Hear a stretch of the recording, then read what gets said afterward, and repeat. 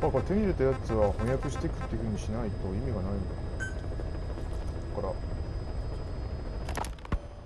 You were hospitalized in Dhekelia, a British sovereign base area on Cyprus.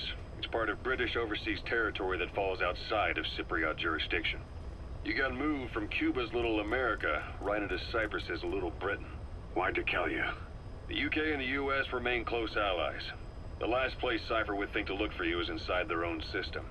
That's what kept you safe in British military hospital for 9 years. The safest place from a whale is inside its own belly. You were a regular Geppetto. Well, it wasn't Pinocchio who led me out to safety. So who was that guy? Cypher went so far as to attack British territory, burning their own ally. That's how badly they wanted you dead. He said I was in a British military hospital. But the doctor had a Greek accent. They hire locally. Easier to trust them. Dhekelia is also home to Greek Cypriots, after all. What about the Turks? They haven't returned to the south. Not yet. The Cyprus dispute is still a long way from resolved. The country is just as split as it was in '74. Turkish Cypriots in the north, Greek Cypriots in the south. Between them, the Green Line, the UN established. And Dhekelia sits right on top of it. It does. Part of the buffer zone between the two groups. Another reason it was the perfect place to hide you. Easy to spot any outsiders snooping around. So how do things stand? Now, last year, the Turks declared that the Turkish Republic of Northern Cyprus is an independent state, though it's only Turkey that recognizes it. In the past, the Greeks and Turks lived side by side in the same villages. There are reasons to fight. Those came from the outside.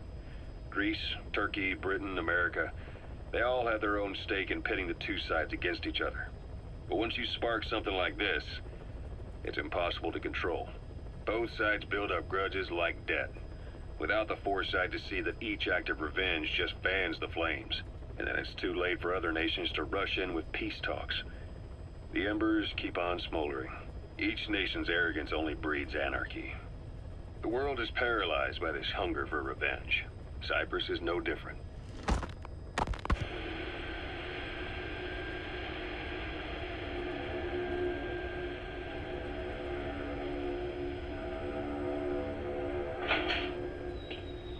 You're up. We're changing ships? We can't go sailing the Suez in a whaler. The Suez Canal. When did they reopen it? Not long after you were attacked. Once they finished sweeping it for mines after the Arab-Israeli conflict. Can you stand? We're going to transfer to a container ship for passage through the Suez. Our destination is Pakistan, Afghanistan's neighbor to the south. There, we disembark and head via Peshawar to the Zero Line, the border. We'll travel to the Khyber Pass by road. And then? We continue on horseback. Afghanistan's main roads are under Soviet control. We'll need to go around them. It'll be all narrow, winding paths through the mountains. We'll do better on horseback.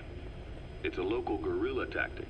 They use the higher ridges to avoid air recons. Then they charge down the mountains for ambushes. The Soviets still haven't devised a counter-strategy. Our time frame is only half as much as we really need. It'll be a tough march. Better horses than boats. Well, it'll make for good physiotherapy. Take the time to get used to that new arm. While the Soviets have indicated they are not participating in the Los Angeles Olympics, primarily because the United States has made no attempt to guarantee the safety of the Soviet Union's athletes, the United States is increasingly demonstrating the belief that the issue has nothing to do with its preparations, and in fact this is retaliation for the Western nations' boycott of the previous Moscow Olympics. That concludes today's news. That's quite some news.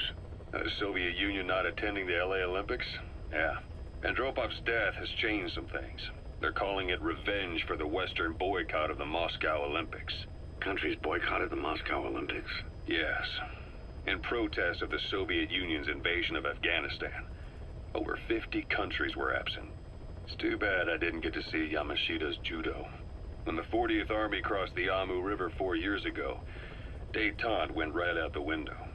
The U.S. Congress chose not to ratify SALT II, and Reagan's hardline politics won him the presidency in a landslide. According to him, the Soviet Union's an evil empire. The Second Cold War. And there's been no end to regional conflicts and civil wars. Lebanon, the Falklands, Grenada, Iran, Iraq. The story never changes. Egypt and Israel did sign a peace treaty. But then the driving force on the Egyptian side, President Sadat, was assassinated afterward. Apparently, his actions were considered a betrayal of his fellow Arabs.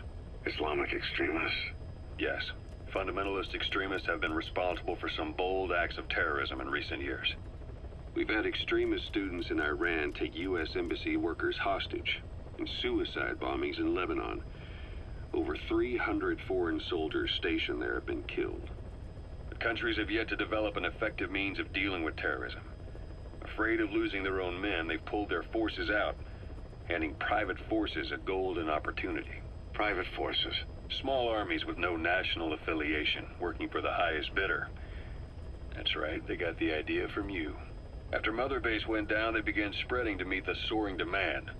Miller's organization is just one of many PFs now. The entire world is after you. But at the same time, it needs you too.